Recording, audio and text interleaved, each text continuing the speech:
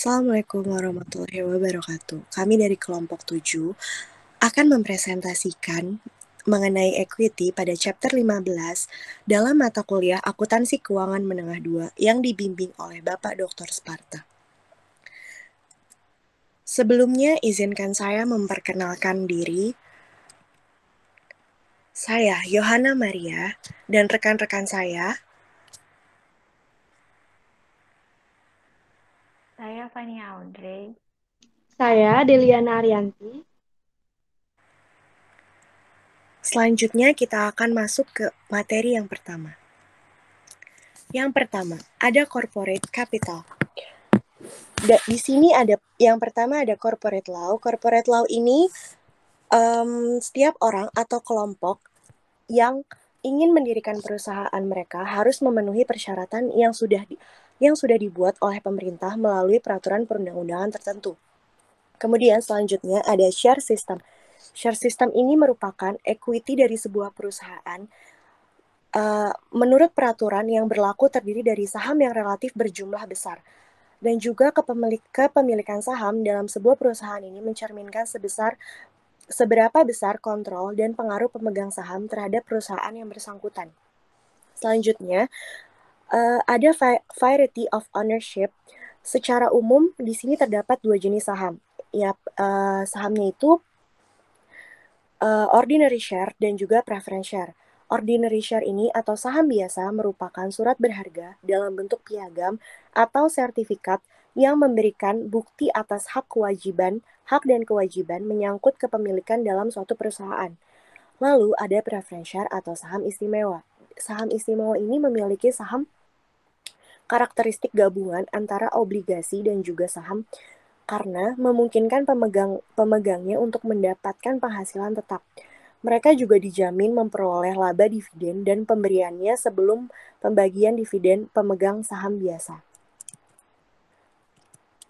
Selanjutnya ada komponen of equity.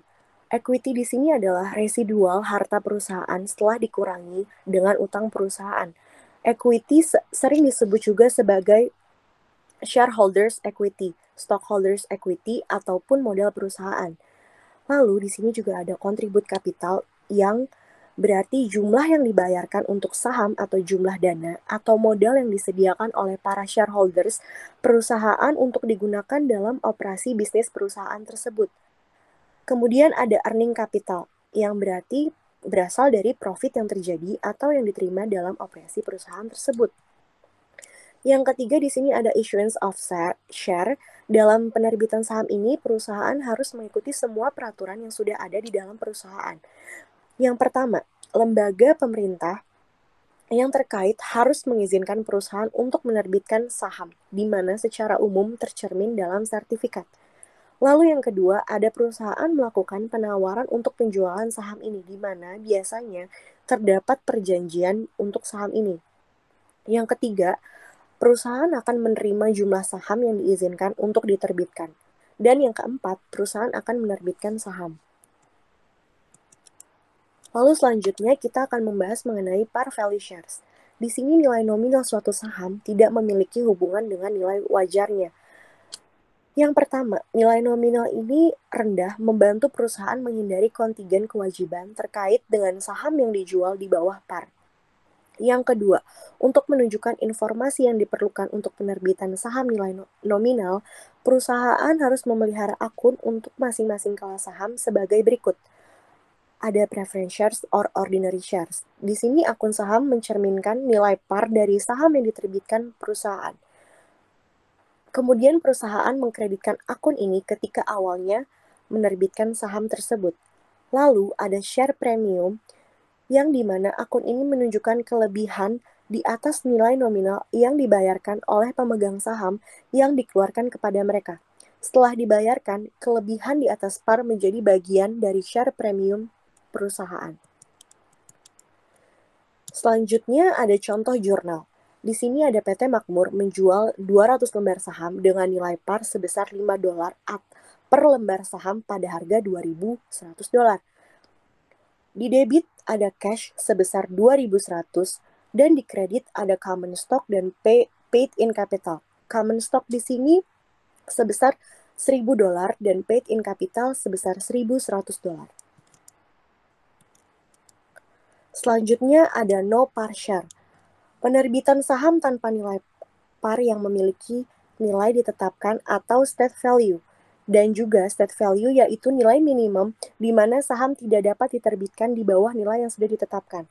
Contoh soalnya, jika 1.000 lembar saham dengan nilai ditetapkan $5 diterbitkan pada $15 per saham secara tunai, jurnalnya adalah sebagai berikut. Cash berada di debit sebesar 15.000 dan share capital ordinary sebesar 5.000 berada di kredit dan share premium ordinary sebesar 10.000 berada di kredit. Selanjutnya akan dibahas oleh rekan saya, Fania. Yang saya ada share issue with other securities atau lump sum sales mengalokasikan hasil penjualan saham di antara kelompok sekuritas. Perusahaan dapat menggunakan dua metode alokasi yang tersedia, yaitu metode pertama adalah metode proporsional.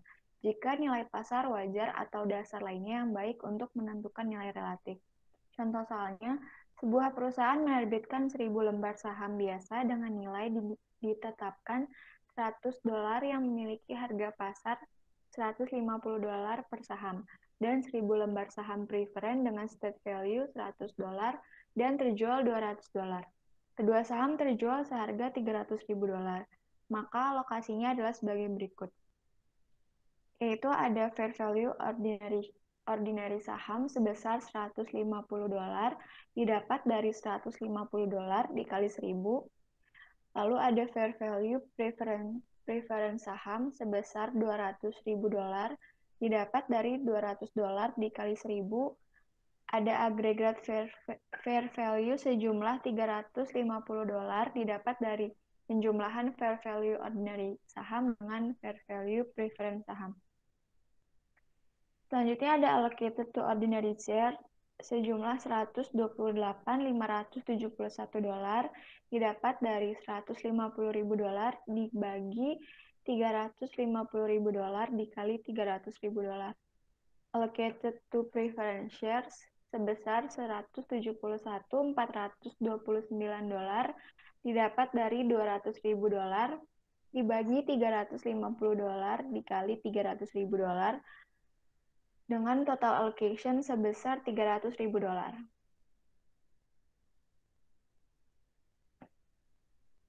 Metode yang kedua yaitu metode incremental, yaitu metode yang jika nilai pasar salah satu kelompok sekuritas tidak tersedia. Nilai pasar yang tersedia untuk kelompok sekuritas tertentu, maka akan digunakan sebagai dasar untuk kelompok yang diketahui, dan sisa nilai lump sum akan dialokasikan kepada sekuritas yang tidak diketahui nilai pasarnya. Contoh soalnya, perusahaan A menjual 1.000 ordinary share dengan state value $100 dan fair value $120 serta 1.000 saham dengan state value $100 dan tidak diketahui fair value-nya. Kedua sekuritas ini terjual secara bersamaan dengan harga $300.000. Jurnalnya lump sum allocated sebesar $300.000, kemudian ada allocated to ordinary share sebesar $120.000 didapat dari 1.000 dikali $120.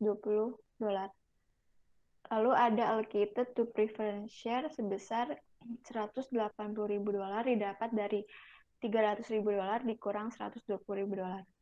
Jika perusahaan tidak dapat memperhitungkan nilai fair value dari setiap kelas saham, maka perusahaan dapat menggunakan pendekatan yang lain.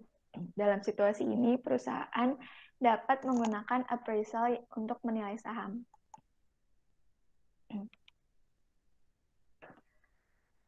Yang D yaitu ada share issue in non-cash transaction, penerbitan saham atas properti atas jasa. Aturan umumnya adalah saham yang diterbitkan untuk service or property selain dari cash, dicatat sebagai fair value dari service or property yang diterima. Jika fair value dari barang dan jasa tidak dapat diukur secara handal, maka nilai yang digunakan adalah fair value dari saham yang diterbitkan. Contoh soalnya, perusahaan X menerbitkan 10.000 saham dengan fair value $10 untuk pertukaran dengan paten. Misalkan perusahaan tidak dapat menentukan fair value paten dengan andal. Diketahui fair value dari saham adalah $140.000, maka jurnalnya paten didebit sebesar $140.000. Kemudian ada share capital ordinary dikredit sebesar $100.000. Lalu ada share premium ordinary dikredit sebesar $40.000. Perusahaan tidak dapat menghitung fair value dari saham, tetapi diketahui fair value dari paten adalah sebesar $150.000, maka jurnalnya paten didebit sebesar $150.000, share capital ordinary dikredit sebesar $100.000, lalu ada share premium ordinary dikredit sebesar $50.000.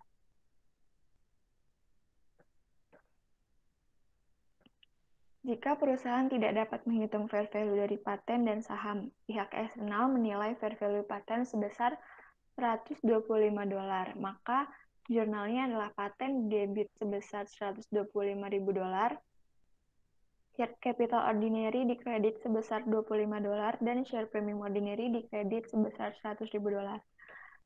Yang E, biaya penerbitan saham. Saat perusahaan menerbitkan saham, maka perusahaan tersebut harus mencatat biaya yang dikeluarkan untuk menjual saham. Biaya tersebut seperti biaya penjaminan, biaya akuntansi dan buku, biaya pencetakan dan pajak. Biaya-biaya ini dicatat sebagai pengurangan jumlah yang diterima. Oleh karena itu, biaya-biaya ini akan didebit dan akan bersifat mengurangi modal yang disetor.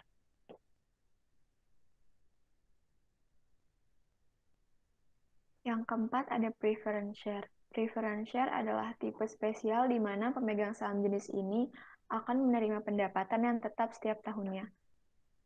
Yang A yaitu Voters Preference Share.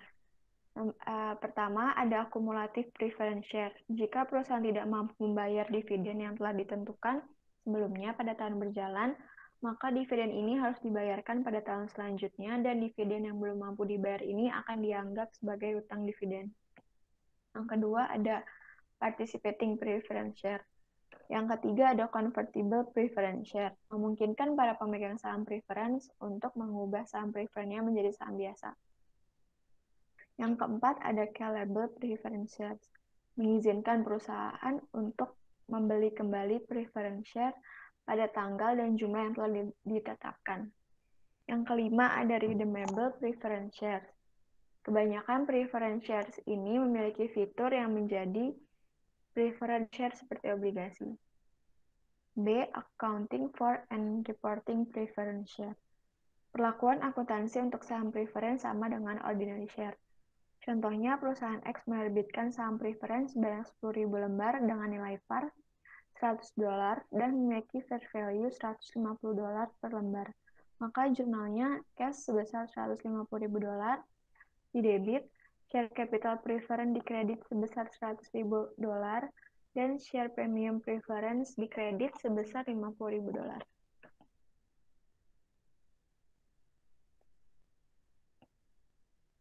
Yang B yaitu reacquisition of shares. Perusahaan sering membeli kembali saham milik mereka. Perusahaan membeli kembali saham yang telah dikeluarkan atas beberapa alasan. Di antaranya yaitu alasan pertama, untuk memenuhi distribusi pajak yang efisien dari kelebihan kas kepada pemegang saham. Yang kedua, untuk meningkatkan laba per saham dan meningkatkan pengembalian atas ekuitas dengan mengurangi jumlah yang beredar dan mengurangi ekuitas pemegang saham. Rasio kinerja tertentu seringkali meningkat. Alasan yang ketiga yaitu untuk memenuhi kebutuhan saham dalam kontrak kompensasi karyawan atau memenuhi kebutuhan manajer yang potensial. Yang keempat yaitu untuk mengurangi upaya pengambil alihan dan mengurangi pemegang saham. Alasan terakhir yaitu membentuk pasar bagi saham.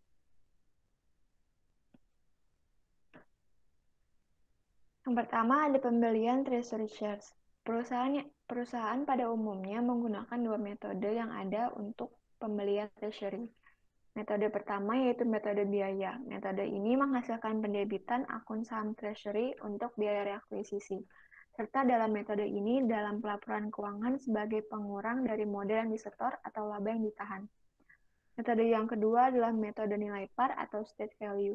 Dalam metode ini dilakukan pencatatan semua transaksi pada nilai parnya dan melaporkan treasury hanya sebagai pengurang atas modal saham. Kebanyakan perusahaan menggunakan metode biaya. Contoh soalnya yaitu perusahaan X menerbitkan 100.000 saham dengan nilai par $30 per saham dan market value-nya adalah $51 per lembar. Diketahui retained earning memiliki saldo $1 juta, maka equity share capital ordinary sebesar $30 par 100.000. Jurnalnya yaitu share issue and outstanding sebesar $3 juta, share premium ordinary sebesar $2.100.000, retained earning sebesar $1 juta, lalu total equity semuanya yaitu $6.100.000. Selanjutnya akan dibahas oleh teman saya, Delia. Di awal tahun, perusahaan X memutuskan untuk membeli kembali 10.000 saham dengan harga sebesar $45 per lembar. Maka jurnalnya adalah treasury shares di debit sebesar $450.000 dan di kredit cash sebesar $450.000. Maka, sesi ekuitas pada laporan posisi keuangan setelah terjadinya transaksi pembelian 10.000 lembar saham treasury adalah sebagai berikut. Share capital ordinary $30 par 100.000 shares issued and outstanding sebesar $3 juta. Share premium ordinary sebesar $2.100.000. Return earnings sebesar $1 juta dikurangi dengan treasury shares sebesar 10.000 shares dengan jumlah $450.000 dan total equity-nya sejumlah $5.650.000.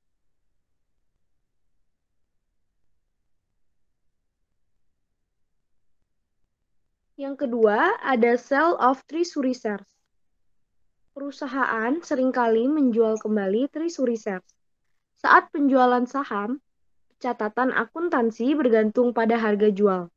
Jika perusahaan menjual treasury shares sebanding dengan cost, maka perusahaan akan mendebit cash dan mengkredit treasury shares. Namun, jika tidak sebanding, maka hanya ada dua kemungkinan, yaitu above atau below. Yang A, sale of treasury shares above cost. Saat menjual saham di atas biaya perolehan, maka perusahaan mengkredit selisih ini ke akun share premium. Contohnya, perusahaan X menjual kembali 10.000 saham dengan harga $51 per lembar, dengan kos $45 per lembar. Maka jurnalnya adalah cash di debit sebesar $510.000, di kredit treasury shares sebesar $450.000 dan share premium treasury shares sebesar $60.000.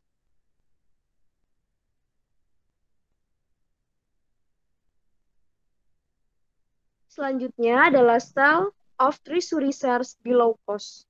Saat menjual saham di bawah biaya perolehan, maka perusahaan mendebit selisihnya ke akun share premium. Contohnya, perusahaan X menjual 10.000 lembar saham dengan harga $42 per lembar dan kos per lembarnya $45. Maka jurnalnya adalah di debit cash sebesar $420.000, di debit share premium treasury shares sebesar $30.000 dan di kredit treasury shares sebesar $450.000.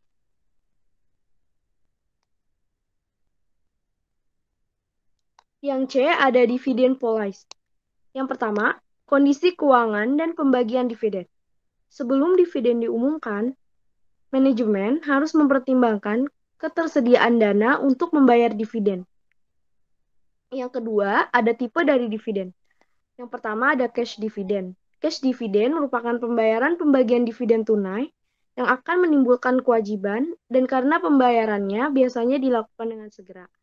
Dividen payable pada umumnya diklasifikasikan sebagai current liabilities. Selanjutnya ada property dividend. Property dividend adalah hutang dividen dalam bentuk aktiva perusahaan selain kas. Dapat berupa barang dagang, real estate, atau investasi yang dirancang oleh dewan direksi. Selanjutnya ada liquidating dividend.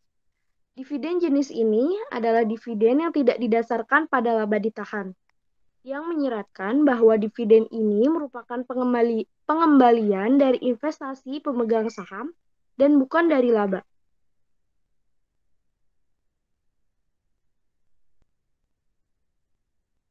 Selanjutnya yang ketiga ada share dividend dan share split.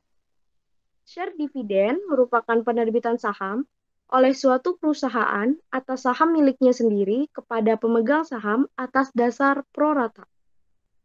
Dalam pencatatan share dividend, beberapa pihak percaya bahwa perusahaan harus mentransfer par value dan share issued sebagai dividen dan return earning kepada share capital. Kemudian ada share split. Share split merupakan kepemilikan yang lebih luas sangat diperlukan. Karena itu, mereka ingin memiliki saham dengan harga yang cukup rendah, sehingga berada dalam batas kemampuan mayoritas calon investor. Untuk mengurangi nilai saham, cara yang bisa dilakukan adalah dengan melakukan pemecahan saham atau share split. Selanjutnya, perbedaan pemecahan saham dan dividen saham. Pemecahan saham sendiri menghasilkan kenaikan jumlah saham yang beredar dan penurunan nilai par atau ditetapkan per saham. Sementara dividen saham, meskipun menghasilkan kenaikan jumlah yang beredar, namun tidak akan mengurangi nilai dari par value.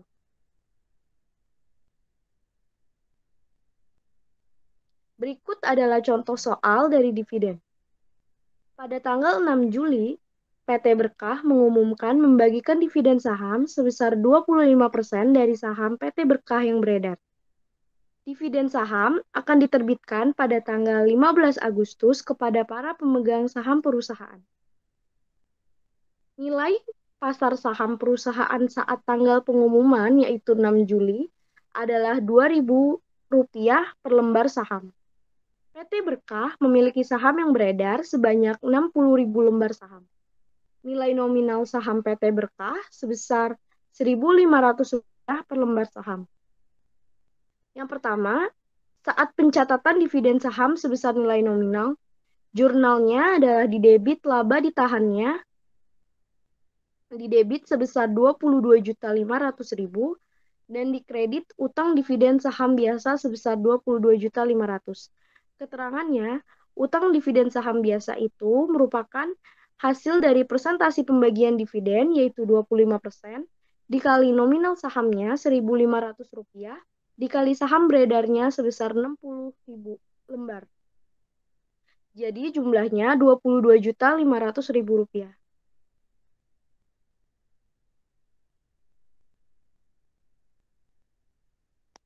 Selanjutnya adalah jurnal ketika dividen dibagikan atau diterbitkan. Di debit, ada jurnal utang dividen saham biasa sebesar Rp22.500.000 dan di kredit modal saham biasa sebesar Rp22.500.000. Keterangannya, utang dividen yang diakui saat pengumuman tereliminasi atau menjadi modal saham biasa. Yang kedua, ada pencatatan dividen saham sebesar harga pasar. Jurnal ketika pengumuman dividennya, di debit merupakan laba ditahan sebesar 30 juta, di kredit utang dividen saham biasa sebesar Rp22.500.000 dan di kredit agio saham biasa sebesar Rp7.500.000. Keterangannya, utang dividen saham biasa itu merupakan hasil dari persentase pembagian dividen 25% dikali nominal saham Rp1.500.000 dikali saham yang beredar 60.000 lembar. Jumlahnya Rp22.500.000. Selanjutnya, laba ditahan. Laba ditahan merupakan hasil dari persentase pembagian dividen, yaitu 25%, dikali harga pasar saham, yaitu Rp2.000, dikali saham yang beredar, yaitu 60.000 lembar. Jadi jumlahnya 30 juta. Agio saham biasa merupakan hasil dari persentase pembagian dividen yaitu 25% dikali saham yang beredar yaitu 60.000 lembar dikali harga pasar yaitu Rp2.000 dikurang harga nominal yaitu Rp1.500. Jumlahnya itu jadi Rp7.500.000. Jurnal ketika dividen dibagikan atau diterbitkan. Di debit ada utang dividen saham biasa sebesar Rp22.500.000. Di kredit ada modal saham biasa Rp22.500.000. Keterangannya sama seperti pencatatan dividen saham dengan nilai nominal, dividen saham yang dibagikan kepada pemegang saham jumlahnya sama, yaitu sebesar Rp22.500.000. Agio saham adalah selisih yang akan masuk pada akun tersendiri di sisi pasifa neraca. Tidak berpengaruh pada jumlah utang dividen saham perusahaan.